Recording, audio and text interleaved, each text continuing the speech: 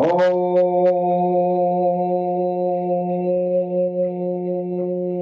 श्री कालकी वैष्णवे नमः। ओम श्री कालकी वैष्णवे नमः। ओम श्री कालकी वैष्णवे नमः। वक्रतुंड महाकाय सूर्यकोटि संप्रभ निर्विघ्नं कुरु मे देवं सर्वकार्येषु सर्वदा।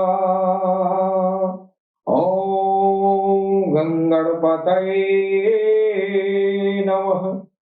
ओम गंगणपतये नमः। ओम गंगणपतये नमः। हम अपने भगवान सदगुरु सैयद यूनुस अल गौहर की चरण कमलों में भगवान बुद्ध की धरती से कोटि कोटि नमन करता हूँ। तत्पश्चात हमारे जितने भी भाई बहन दुनिया में सुनने वाले हैं, जो सत्संगी लोग हैं, जो भगवत प्रेमी हैं, उन सबको मैं सर नवाकर प्रणाम करता हूँ।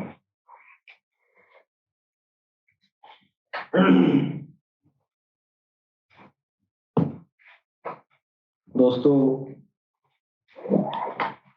हमारा जो प्लेटफॉर्म है अलरा टीवी, इसके जरिए हम पूरी इंसानियत में, पूरी दुनिया में प्यार, मोहब्बत और एकता का संचार करते हैं। मैं पिछले एपिसोड में मैंने चर्चा करते आया हूं, इस दुनिया में तमाम अवतार आए और चले गए। एक अंतिम अवतार का परिकल्पना हमारी दुनिया के हर धर्म के किताबों में इसका जिक्र आया है। अंतिम ईश्वर दूत, अंतिम पैगंबर, अंतिम संदेश वाहक, अंतिम ऋषि, और ये बात जग जाहिर है, सारी दुनिया जानती है कि सबसे आखिरी में आने वाला ईश्वर की तरफ से जो धर्म है, वो धर्म जो है इस्लाम है। और इस्लाम को लाने वाले अंतिम ऋषि, अंतिम ईशदूत हज़रत मोहम्मद सल्लल्लाहु ताला अलैहि वसल्लम हैं। उनके आगमन की भविष्यवाणियां सभी ईश्वरीय ग्रंथों में की गई हैं। आपके आने के हजारों साल पहले से तमाम धर्मों की किताबों में ईश्वर ने इनका चर्चा किया है। हमारे हिंदुस्तान के एक विद्वान, संस्कृत भाषा के महान विद्वान डॉक्टर वेद प्रकाश उपाध्याय जी ने वेद, पुराण, बाइबल तथा बौद्ध धर्मों का गहन अध्ययन किया। इसके बाद से उन्होंने पाया, अनेक स्थानों पर पाया, कहीं उन्हें उस अंतिम ऋषि को नरसिंह कहा गया, कहीं अंतिम ऋषि कहा गया, कहीं कल्कि अवतार कहा गया, कहीं उदखिल कहा गया, कहीं समाबिल कहा गया, कहीं मैत्रेय कहा गया। और इस्लाम में उस आने वाले आखिरी ऋषि को आखिरी धर्म में मेहदी अलैहिस्सलाम के नाम से जाना जाता है।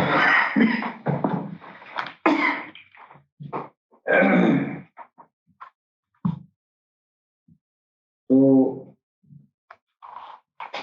इसी क्रम में हम पिछले एपिसोड में जानकारियां शेयर करते हुए आए हैं।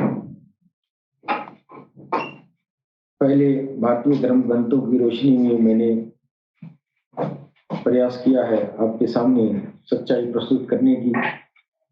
उसके बाद से अभारतीय धर्म ग्रंथों में भी अंतिम ऋषि के बारे में वो संपूर्ण सूचनाएं दर्ज हैं। इंसानियत को चाहिए निष्पक्ष भाव से अपनी अपनी धर्म ग्रंथों का अध्ययन करे, गहन अध्ययन करे। इसके अलावा जितने भी धर्म हैं, अगर संभव हो तो सारे धर्म ग्रंथों को पढ़ना चाहिए।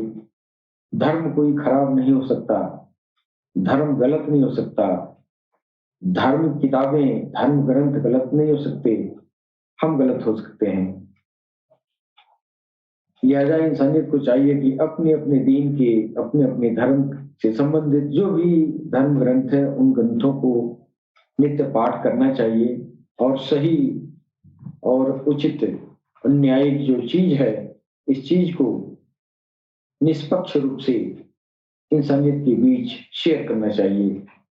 मेरा ख्याल है कि प्यार और सौहार्द बनाने का यह सबसे अनोखा तरीका होगा। जी बेशक। किसी के धर्म को, किसी की किताब को गलत साबित करने का अधिकार किसी को नहीं है। ये जो धर्म ग्रंथ हैं, वेद, कुरान, बाइबल, तौरेत, इंजील, जबूर, ये सारी किताबें जो है ईश्वर प्रदत्त हैं। लिहाजा इंसानियत को चाहिए कि उंगली उठाने से पहले इसको गहन अध्ययन कर ले, वरना उल जुलूल ये जो है जानकारियां रख के और इससे दुनिया में फितना फैलता है, दुनिया में फसाद होता है। और आज की स्थिति में यही है कि हमारे सनातन धर्म में नारा लगाते हैं, गौर से गर्व से कहो हम हिंदू हैं, लेकिन हिंदू का जो असल किताबें हैं, जो असल हिंदू की जानकारियां जिसमें मिलती हैं, वो चीजें तो आपने छुआ ही नहीं और कहते हैं गर्व से कहो हम हिंदू हैं। आप पढ़ लेते हैं, उसके बाद से कहते हैं हम गर्व से कहो हिंदू हैं। किस बात का गर्व है? आपको कुछ भी नहीं मालूम है और गर्व से कहो हिंदू है। ये सब बातें, गर्व से कहो हिंदू है, इसके कहने से पहले वेदों को पढ़ लेना चाहिए। वेदों को पढ़ के तब कहेंगे गौर से कहो हिंदू, तब दिल से न कहेंगे। इस तरह से जुबान से कह देते हैं गर्व से कहो हिंदू है। जुबान हिंदू है, दिल थोड़ी हिंदू है। दिल हिंदू रहता तो वेद पढ़ते तो दिल में फसाद नहीं आता ना।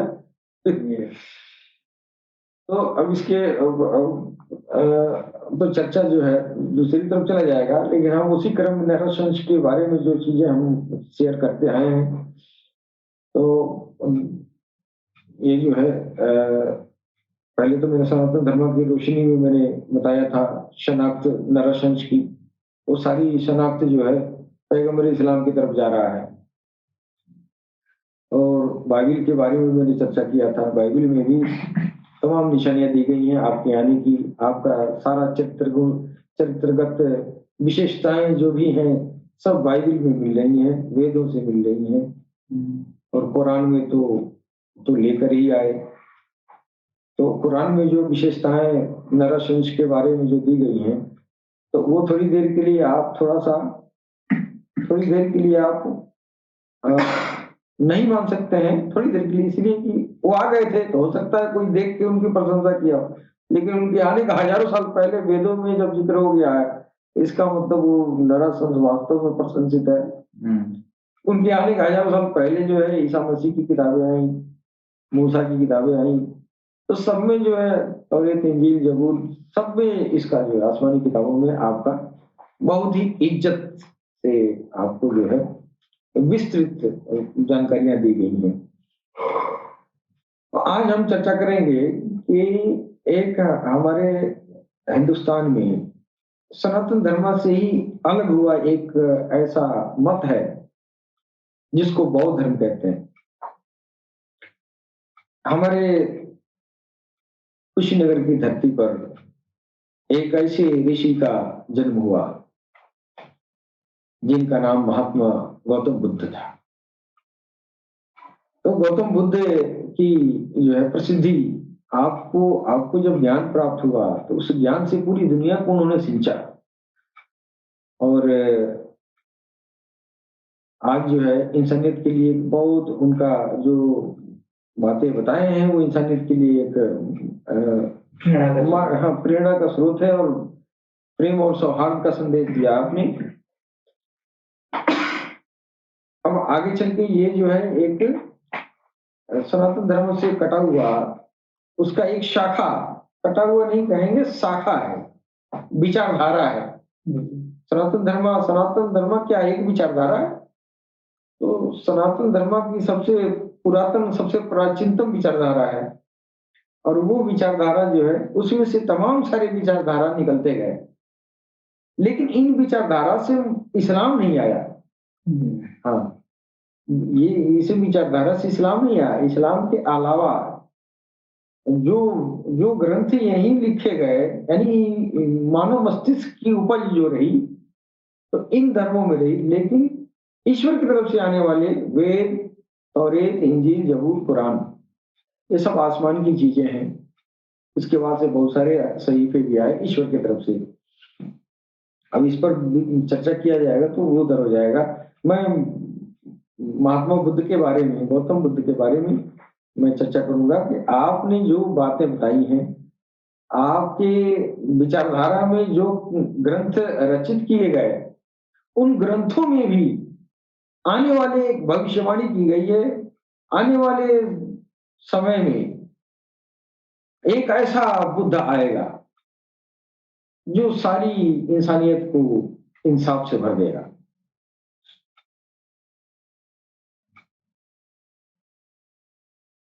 बुद्ध को, जो बुद्ध शब्द है, ये बुद्ध का मतलब होता है ऋषि। और ऋषि जो होते हैं वो ईश्वर के द्वारा भेजे जाते हैं। उसी तरह बुद्ध, बौद्ध धर्म में भी महात्मा बुद्ध ने भी कहा था अपने, ये एक शिष्य थे, अंतिम बुद्ध के विषय में भविष्यवाणियां जो है, जो किया गया है उसमें ये गौतम बुद्ध ने अपने मृत्यु के समय में अपने एक प्रिय शिष्य को बुला के उस समय जो है अपने दिल की बात कह रहे थे। उनके उस प्रिय शिष्य का नाम था आनंदा, आनंद नाम था, आनंदा कहते हैं। तो आनंदा से उन्होंने गुफ्तगू किया जब आखिरी दौर जब उनका आ गया गौतम बुद्ध का। उन्होंने कहा कि अय नंदा, मैं इस धरती पर न मैं पहला बुद्ध हूं और न मैं आखिरी बुद्ध हूं। मेरे पहले बहुत सारे बुद्ध आए। तो बहुत सारे बुद्ध का मतलब वो इशारा जो है वो जो है आदम, हजरत आदम सफीउल्लाह की तरफ है। आदम से लेके मोहम्मद रसूलुल्लाह तक जो है उनका इशारा था। मोहम्मद रसूलुल्लाह के पहले इशारा था और बाद में भी मोहम्मद रसूलुल्लाह की तरफ भी इशारा किए। और उन्होंने कहा कि उन्होंने कहा कि हमारे बाद एक ऐसा ऋषि आएगा जो सारी इंसानियत को एक प्रीत डोर में बांध देगा। एक ऐसा बुद्ध आएगा जिनका नाम होगा मैत्रेय बुद्धा। तो इस जगत में सत्य तथा परोपकार की शिक्षा देने के लिए अपने समय पर एक और बुद्ध का आना होगा। वह पवित्र अंतःकरण वाला होगा, उसका हृदय शुद्ध होगा, ज्ञान और बुद्धि से संपन्न तथा समस्त लोगों का नायक होगा। जिस प्रकार मैंने जगत को अनश्वर सत्य की शिक्षा प्रदान की है, उसी प्रकार वह भी जगत को सत्य की शिक्षा देगा। जगत को वह ऐसा जीवन मार्ग दिखाएगा जो शुद्ध तथा पूर्ण भी होगा। है नंदा, उसका नाम मैत्रेय होगा।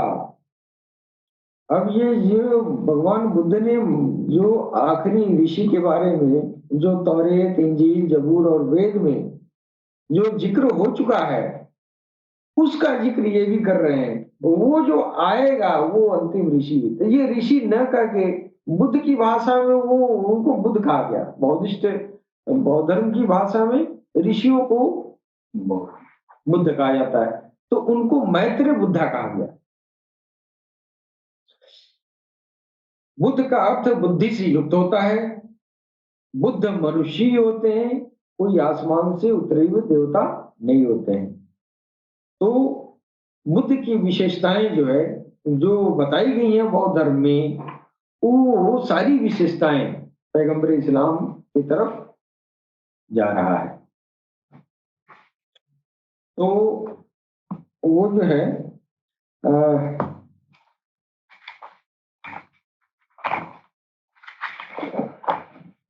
कहाँ है जी, वो जो है बुद्ध वाला वो लिखे हैं। चलिए ठीक है। तो बुद्ध की विशेषताएं जो बौद्ध धर्म में लिखी गई हैं, वो विशेषताएं जो है मैं चर्चा करना चाहूंगा कि पहला विशेषता यह है, उस बौद्ध धर्म से संबंधित जो ऋषि हैं जो आने वाले होंगे, उनके अंदर भी ये विशेषताएं पाई जाएंगी।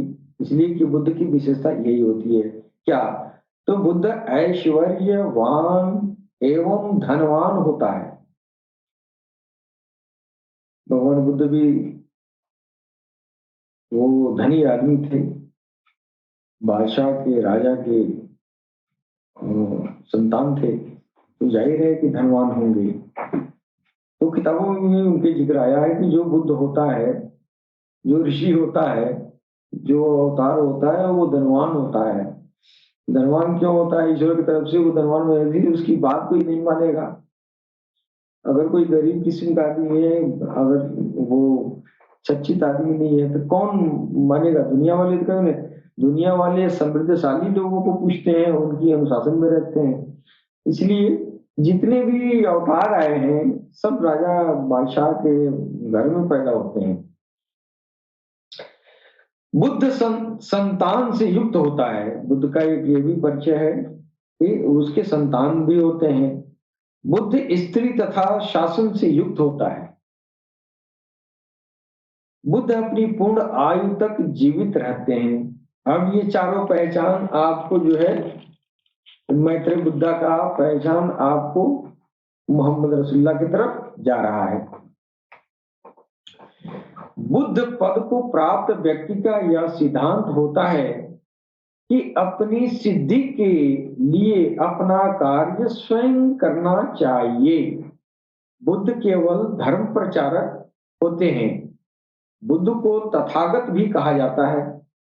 जिस समय बुद्ध एकांत में रहते थे, उस समय ईश्वर उसके साथियों के रूप में देवताओं और राक्षसों को भेजता है। प्रत्येक बुद्ध अपने पूर्ववर्ती बुद्ध का स्मरण कराता है और अपने अनुयायियों को मार से बचाने की चेतावनी देता है। मार का अर्थ है बुराई। ये पाली भाषा में है। पाली भाषा में बुराई को मार कहते हैं। तो मार से बचाने का वो जो है चेतावनी देता है कि तुम बुराइयों से बचो। ये सारे चरित्रगत लक्षण पैगंबर इस्लाम की तरफ जा रहे हैं।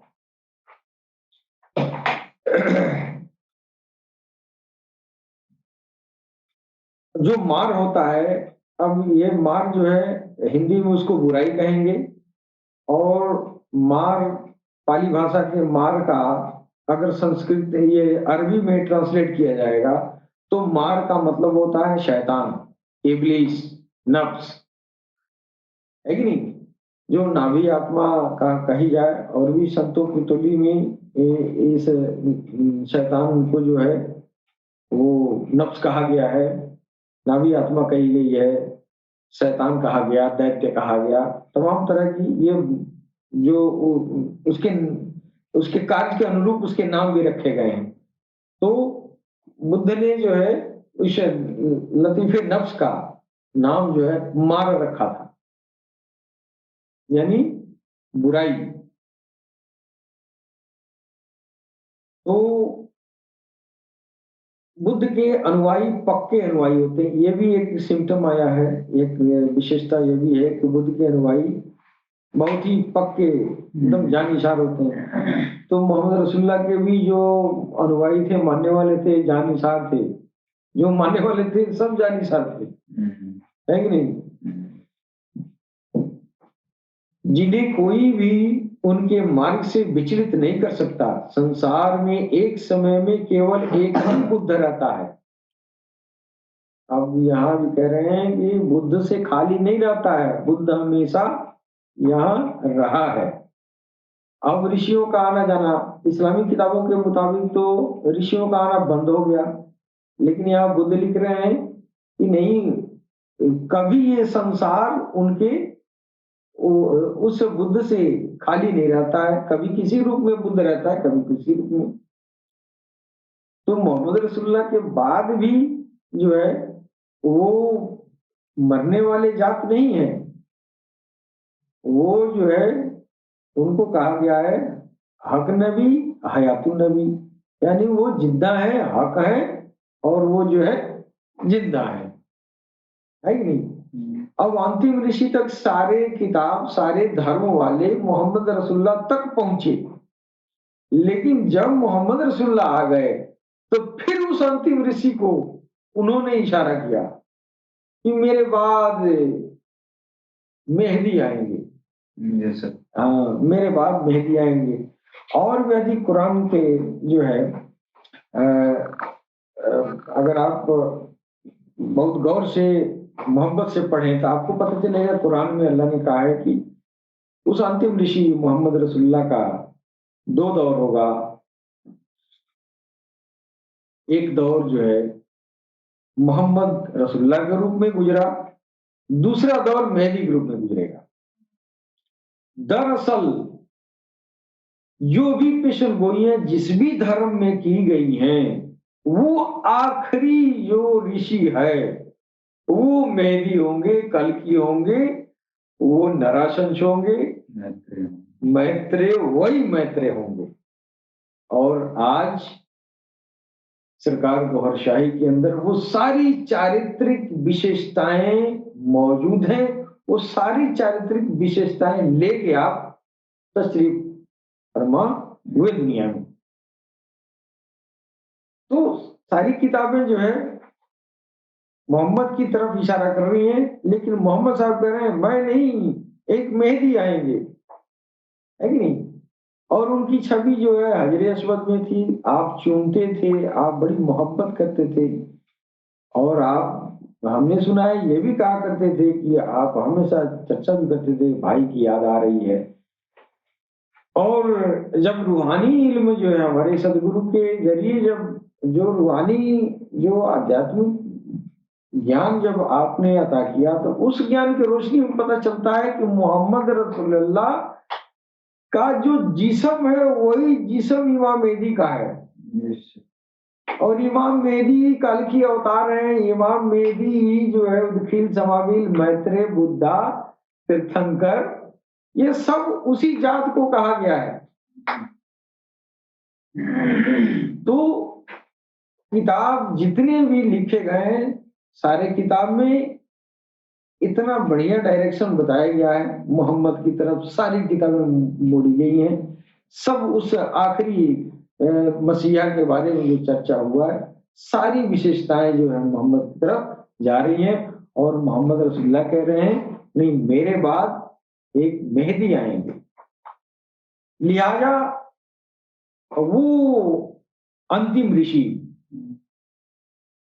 वो मेहदी हैं, जिनकी इशारा सारी किताबें जिनकी तरफ कर रही थी वो इनकी तरफ इशारा कर रहे हैं। लिहाजा आखिरी में जो आने वाले हैं वो मोहम्मद रसूलुल्लाह की दूसरा दौर यानी इमाम मेहदी अलैहिस्सलाम और कल की अवतार मैत्रेय बुद्धा है, यानी सरकार गोहरशाही जिनकी छवि चांद में, सूरज में, हजरेश्वर में तमाम जगह दिखाई गई है। इसके चर्चे भी किए गए कि जो आखिरी ऋषि आएंगे उनका चेहरा चांद में चमकेगा। ये चीजें जो है पहले से बता दी गई है, पेशेंगोई भी की गई है। और आज सरकार गौरशाही की छवि मुबारक अब आसमान में ये जो है ये चांद पे और महाशिवलिंगम में और आसमान में जितने भी सैयारे हैं, जितने भी ग्रह हैं, सारे ग्रहों को खगोल शास्त्रियों ने खगोल ये जो है ये अपने इंस्ट्रूमेंट के द्वारा देखा है। तो सारे सैयारे ये जो है सरकार गोहरशाही की छवि को उकेरती है। मैत्रेय बुद्ध के बारे में और भी पहचान जो बताई गई है, मैत्रेय बुद्ध बोधि वृक्ष के नीचे सभा का आयोजन करेगा। एक सूचना ये भी आई है कि जो मैत्रेय बुद्धा आएंगे ना तो वो बोधि वृक्ष के नीचे सभा का आयोजन करेंगे। ये मोहम्मद रसूलुल्लाह की तरफ पाया गया। बोधि वृक्ष दो प्रकार के हैं, एक संसारिक वृक्ष है, एक स्वर्गीय वृक्ष है। बोधि वृक्ष के नीचे बुद्ध को ज्ञान की प्राप्ति होती है। इस तरह हम स्वर्गीय बोधि वृक्ष के विषय में कुछ विवरण प्रस्तुत कर रहे हैं। वो बोधि वृक्ष के बारे में जो कहा गया है वो दो बोधि वृक्ष है, वो सिदरतुल मुंतहा पर जब मेराज हुआ रसूलुल्लाह का तो वो बोधि वृक्ष है जो दरख्त वहां मौजूद है सिदरतुल मुंतहा पर। तो उस वो जो है ज्ञान का पेड़ कहा जाए तो वो ज्ञान का पेड़ है। तो वहां तक जो है उस बोधि वृक्ष तक आपकी रसाई होगी। एक बोधि वृक्ष जो है ये दुनिया का है, एक अलौकिक है। तो दुनिया के बोधि वृक्ष तो आप ये बोधि वृक्ष ये जो क्या बरगद का पेड़ है ना, वो ये दुनिया संसारिक बोधि वृक्ष ये है जिसके नीचे जो है महात्मा बुद्ध ने बैठ के साधना आराधना किया था। लेकिन जो मैत्रेय आएगा, उन्होंने लिखा है जो मैत्रेय आएगा वो मैत्रेय उस बोधि वृक्ष के पास जाएगा जो स्वर्गीय है, इस बोधि वृक्ष नहीं, उस बोधि वृक्ष के पास। स्वर्गीय बोधि वृक्ष बहुत ही विस्तृत है। इस तरह हदीसों में भी इसका बाकायदा जिक्र है। वो सिदरतुल मुंतहा का जो दरख्त है वो कितना लंबा चौड़ा में वो फैला हुआ है। तो इधर जो है बौद्ध धर्म बौद्धिस्ट में भी जो है ये बातें जो है इसका जिक्र आया, जबकि बुद्ध जो है इस्लाम के आने के पहले का है कि नहीं। तो पहले जो है इस बात का जिक्र हो गया था कि वो आएंगे जो अंतिम ऋषि होंगे और वो बोधि वृक्ष तक जाएंगे। ज्ञान प्राप्ति के बाद बुद्ध स्थिर दृष्टि से उस बोधि वृक्ष को देखता है। सामान्य मनुष्यों की अपेक्षा बुद्धों की गर्दन की हड्डी अत्यधिक दृढ़ होती थी, जिससे वे गर्दन मोड़ते समय अपने पूरे शरीर को हाथी की तरह घुमा लेते थे। ये भी एक चरित्र बताया गया है उनके कि वो जो है बहुत ही हट्टे कट्टे और शक्तिशाली होंगे। उनकी गर्दनें जो है वो बहुत दृढ़ होता है, गर्दन की हड्डी बहुत दृढ़ होती है, जिसे वो गर्दन मोड़ते हैं तो ऐसे नहीं गुजर से नहीं। अब यहाँ पे ये गर्दन की हड्डी का जिक्र इसलिए किया गया है कि वो दरअसल होगा बड़ी खूबसूरत होगा। गर्दन की हड्डी क्यों कहा गया है कि ऐसे गर्दन की हड्डी उनकी बहुत कड़ी होगी, दृढ़ होगी, कड़ी नहीं होगा। ये जो है वो वो उनकी अंदाज है, वो कातिलाना अंदाज कहा जाता है, वो अदा है। यानी अदा से देखेंगे तो अदा तो उनकी भी न्यारी थी, और जब दूसरा दौर आ गया सरकार गौरशाही के रूप में, तो आपका भी जो है अदाएं कुछ ऐसे ही तस्वीरों में दिखाई देती हैं कि आप भी जो है इस तरह की अगर तिरछी नजर डालते हैं किसी के ऊपर, तो वो तिरछी नजर देखने वाले को लगेगा कि गर्दन में ऐसे मुड़ के नहीं देख रहे हैं, देखने वाले लगेगा कि ये जो है गर्दन कड़ी है। इसी बिना पर वो लिखा गया है। वो देखा होगा उन्होंने, इस जात को देखा होगा ना, तभी तो लिखा है। उनकी गर्दन बुद्ध की वो गर्दन सुदृढ़ होगा, यानी सख्त होगा, और वो बड़े मजबूत किस्म के होंगे। और जाहिर है कि ये नरसंस का दोनों दौर में यही है, एक ही शक्लो सूरत, एक ही हाव भाव, एक ही सारी चीजें। तो मैत्रेय में भी यह गुण जो है होना स्वाभाविक है। अब यह हम सिद्ध करेंगे कि कौन सा ऐसा व्यक्ति है जिस पर बुद्धों की सभी विशेषताएं पूरी तरह उतरती हैं, और जो मैत्रेय की कसौटी पर खरा उतरता है।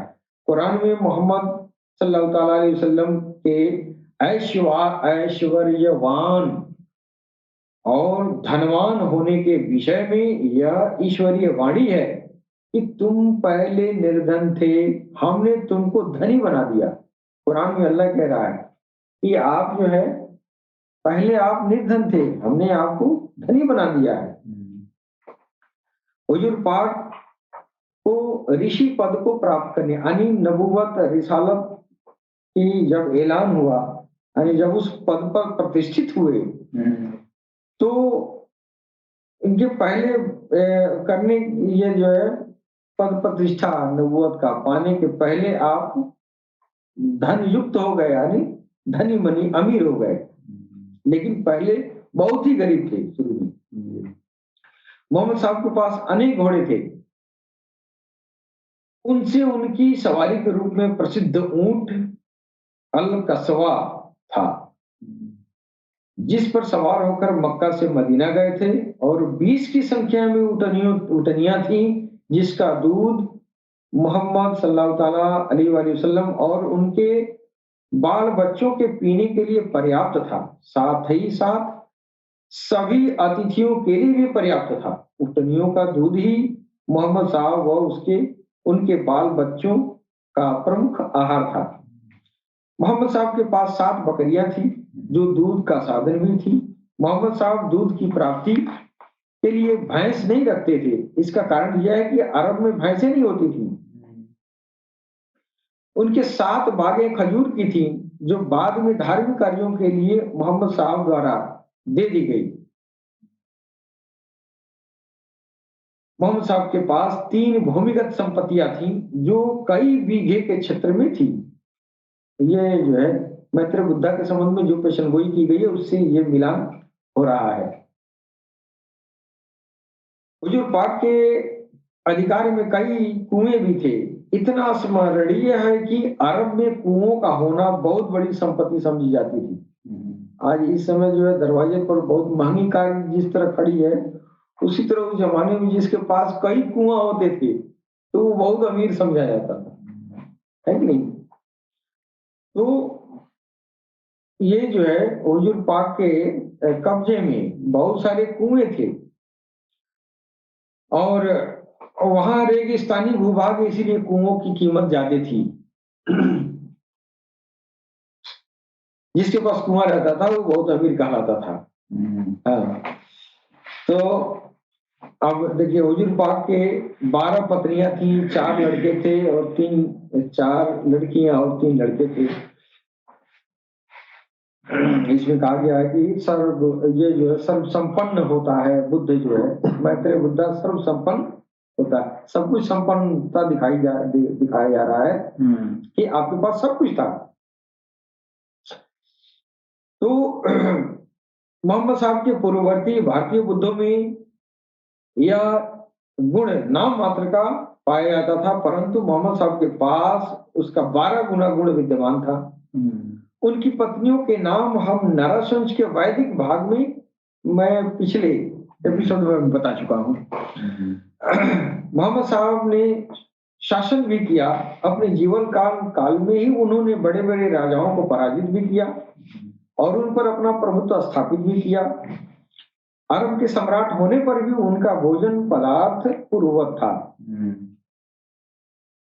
मोहम्मद साहब अपनी पूर्ण आयु तक जीवित रहे, अल्पायु में उनका देहावसान नहीं हुआ और न तो वे किसी के द्वारा मारे गए।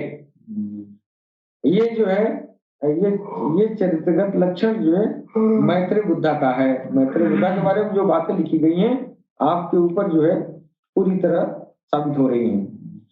मोहम्मद साहब अपना काम स्वयं कर लेते थे।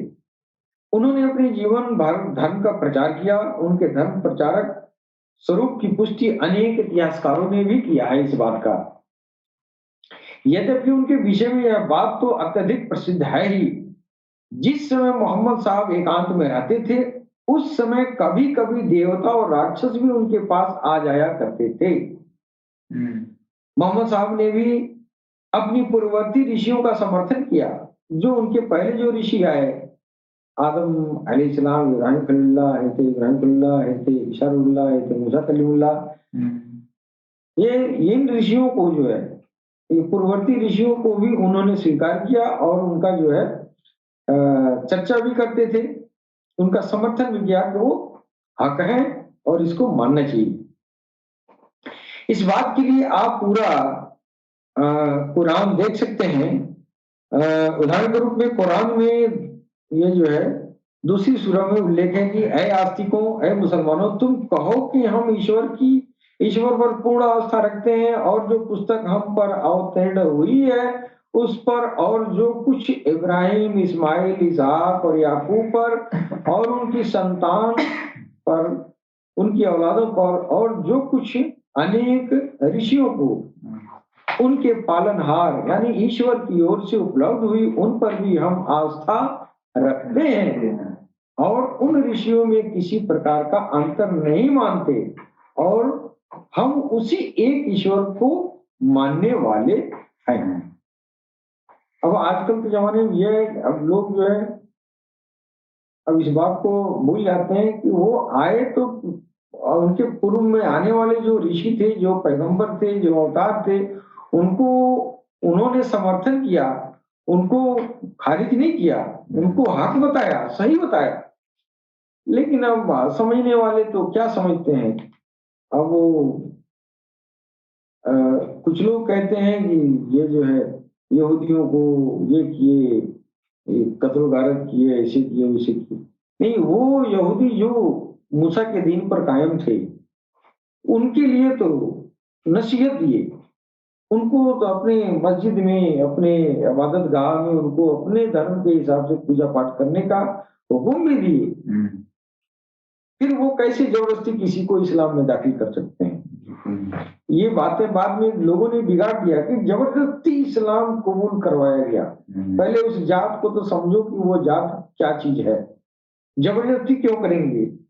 वो तो उनके अंदर इतना पावर है कि वो किसी को भी नवाज सकते हैं, किसी को भी आध्यात्मिक प्रलाप दे सकते हैं, जबरदस्ती क्यों करेंगे? वो तो उन्होंने कहा कि देखो ये विशिष्ट ज्ञान है, तुमको लेना है आओ, नहीं तो जहां हो वहां सही है। और वही काम सरकार गौरशाही कर रहे हैं। तुम अपने धर्म में रहो, अपने दीन में रहो, धर्म परिवर्तन करने की क्या जरूरत है? तुम जहाँ रहोगे वहीं से तुमको आध्यात्मिक प्रलाप दे देंगे, वहीं से तुमको जो है मोक्ष तक पहुंचा देंगे। यही काम सरकार गौरशाही भी कर रहे हैं, जो सरकार वो नरसंस की जो दूसरे दौर में आए हैं। तो वो जो है किसी के धर्म को, किसी के पेशवा को गलत नहीं कहे, बिगाड़, अलबत्ता बिगाड़ जो पैदा हुआ उस बिगाड़ को सुधारने का प्रयास किया। मोहम्मद साहब ने अपने अनुयायियों को शैतान से बचने की चेतावनी बार बार दी थी कि शैतान से बचो, शैतान से बचो। बार बार जो है वो अपने रूहानी इल्म के जरिए ये तालीम उन्होंने दिया कि तुम जो है शैतान से बचना है, उसके तमाम शरीयत बनाए गए, इस तरह से तुम जिंदगी गुजारोगे तो उस शैतान से तुम बच पाओगे। जिसकी पेशन गोई बौद्ध धर्म में पहले की जा चुकी है, वो आएंगे तो वो शैतान से, यानी मार से अपने मानने वालों को बचाएंगे। मार मैंने वो मार नहीं, मार पाली भाषा है, शैतान को मार कहा गया है। हाँ तो उस मार से बचने की, उस शैतान से बचने की बार बार चेतावनी अपने अनुयायियों को आप दिया करते थे। कुरान में शैतान से बचने के लिए यह कहा गया है कि जो शैतान को अपना मित्र बनाएगा उसे वह झटका देगा और नारकीय कष्टों का मार्ग प्रदर्शित करेगा। यानी जो उस शैतान को अपना मित्र बनाएगा, यानी नाभी आत्मा को, नफ्स को अपना दोस्त बना लेगा, फिर जो है वो नारकीय कष्टों का भागीदारी होगा। और शैतान दरअसल इंसान के पीछे इसीलिए लगाया गया है, वो हर कौम, हर ऋषि की जो कौम थी, उम्मत थी, जो अवतारों की जो मानने वाले थे, सारे इंसानियत के पीछे वो जो है हज़रत आदम सफीउल्लाह के जमाने से, जो भगवान शंकर हैं, हज़रत आदम सफीउल्लाह भगवान शंकर हैं, भगवान शंकर के जमाने से ही शैतान ने कसम खाया था ईश्वर के सामने, हे प्रभु हम इसको बाका ले जाएंगे, इसको हम छोड़ेंगे नहीं, इसकी औलादों को। इसलिए वो चिढ़ गया था, और चिढ़ने की वजह जो है वो बहुत गूढ़ है, वो लोग समझ नहीं पाते हैं। वो यही अध्यात्म ज्ञान है कि अध्यात्म ज्ञान इसके अंदर जाएगा तो हमसे दूर हो जाएगा। तो ये अध्यात्म ज्ञान कैसे जाएगा? ये भगवान का नाम, ईश्वर का नाम अंदर जाएगा तो ये हमारे हाथ से निकल जाएगा, तो हम इसके ऊपर काबू नहीं पाएंगे। और यह ज्ञान उसके पास था नहीं, अध्यात्म ज्ञान उसके पास था नहीं, तो इसलिए वो चिढ़ गया कि ये तो भगवान का प्रिय मित्र बन जाएगा और हम जहाँ है वहीं रह जाएंगे, इसलिए उसको चिढ़ हो गया। तो वो वही कसम खाया था, हे प्रभु हम इसकी औलादों को बहका देंगे, तेरे पास, तेरे चरणों तक, तेरी कदमों तक नहीं जाने देंगे। और वो सारे उम्मत के साथ लगा रहा। अब उसको जो जान गए, फिर उसको सुधारने का, उसके चंगुल से निकलने का तरीका ऋषियों ने बताया, अवतारों ने बताया कि तुम ऐसे ऐसे करोगे तो उससे बच सकते हो। अगर उससे बच गए तो फिर जो है पारलौकिक जिंदगी संवर गई, वरना वो नारकीय जिंदगी की तरफ मार्ग प्रशस्त करता रहेगा।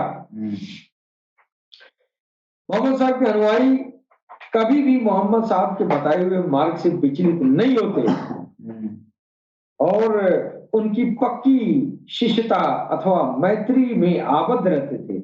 मैत्री क्यों कहा गया है? यह मैत्र मित्रता से है।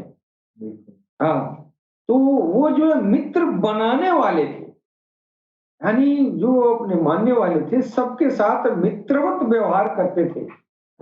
और उनका जो दूसरा दौर आ गया सरकार गौहरशाही के रूप में, तो आप भी जो है पूरी इंसानियत से ये जो है मित्रवत व्यवहार करते आए। और इस समय जो है हमारे भगवान सदगुरु के सैयदी यूनुस अल गौहर के रूप में आप वो नरसंश इनके अंदर वो मौजूद है, और इनकी भी जो रहन सहन है, जो अदा है, जो भी इनकी जो है क्रियाकलाप है, वो बहुत ही दोस्ताना, बहुत ही मित्रवत है। यानी मैत्रे जो है सैयदी के अंदर मैत्रे पिन्हा है, हाँ मौजूद है। लिहाजा मैत्रे का सारा छाप हमारे सदगुरु के अंदर नजर आता है। तो ये जो है जो बौद्ध ग्रंथ जो नरसिंह के पहले दौर का पहचान बता रहा है, चित्रगत लक्षण बता रहा है कि वो मित्रवत होंगे अपने शिष्यों से, मैत्री में आबद्ध रहते हो रहेंगे। मोहम्मद साहब का संग उनके अनुयायियों के ने आमरण नहीं छोड़ा, भले ही उनके कष्टों का सामना करना पड़ा हो। जो मैत्री बुद्धा होगा, गौतम बुद्धा ने नंदा से कहा कि जो वो उनके मानने वाले जो होंगे वो बहुत ही यानी मरते दम तक उनका साथ देंगे। अब जब दूसरा दौर आ गया उनका, इसमें भी उनके साथ देने वाले ऐसे ही हैं, मरते दम तक मेहदी और कालकी का साथ देंगे। जैसे उस दौर में मोहम्मद के नाम से आप आए, तो उस दौर में भी इसी तरह के परवाने आपको मिले थे, है कि नहीं? तो वो तो ऐसा ऐसी जात थे कि आप जो है उनकी सूरत देख के गर्दन कटा लेते थे। और जब उनका दूसरा दौर आया, तो ये जो है अपनी अपनी रूह को कुर्बान कर देते हैं। तो वो जमाना था कि गर्दन दी जाती थी। दूसरा दौर आया तो फिर अपना ये जो है रूह, जो आत्मा अजल से बन के आई है, वो कुर्बान कर देते हैं इनके चाहने वाले। तो ये सब जो है भगवान बुद्ध के जो ग्रंथ हैं, बौद्ध धर्म के जो ग्रंथ हैं, उन ग्रंथों की रोशनी में मैंने बताने का प्रयास किया है। और ये सारी चरित्रगत विशेषताएं जो है सरकार हुजूर पाक सल्लल्लाहु ताला अलैहि वसल्लम से मिलता है। और हुजूर पाक सल्लल्लाहु ताला अलैहि वसल्लम ने फरमाया कि नहीं, अंतिम ऋषि मेरे बाद एक आने वाले हैं जिनका नाम मेहदी होगा। और रूहानी जो तालीम है, ज्ञान है, उसकी रोशनी में देखने से पता चलता है कि मोहम्मद रसूलुल्लाह ही जो है मेहदी के रूप में, मेहदी का जिस्म बन के आ जाएंगे। लिहाजा मोहम्मद रसूलुल्लाह और इमाम मेहदी और काल की अवतार बुद्ध, मैत्रेय, तीर्थंकर, तमाम सारे जो नाम है, सब एक ही जात का, सब एक ही शक्ल सूरत के हैं। यानी वही है, सूरत वही है। तो आज के दौर में हम नरसंस को देखना चाहें तो सरकार गोहरशाही की छवि मुबारक चांद में, सूरज में, महाशिवलिंगम में और इंस्ट्रूमेंट, वैज्ञानिक इंस्ट्रूमेंट के जरिए आसमान में जितने भी ग्रह हैं, सारे ग्रह जो है उस नरसंस की छवि को प्रदर्शित कर रहा है। लिहाजा हमको चाहिए कि इस हकीकत पर गौर व फास करें। सारी इंसानियत को चाहिए कि इस हकीकत की तलाश करें, और अगर बात समझ में आ जाए तो फिर किस्मत समझ जाएगी और पारलौकिक जिंदगी, ये जिंदगी भी सुधर जाएगी और वो भी सुधर जाएगी। यानी यह लोग सुखी परलोक सुखी। इसके साथ ही हम अपने वाणी पर विराम देना चाहते हैं और चलते चलते हम अपने सुनने वाले सभी भाई बंधुओं को सलाम, नमस्ते, सत श्री अकाल, गौर शही मरहबा।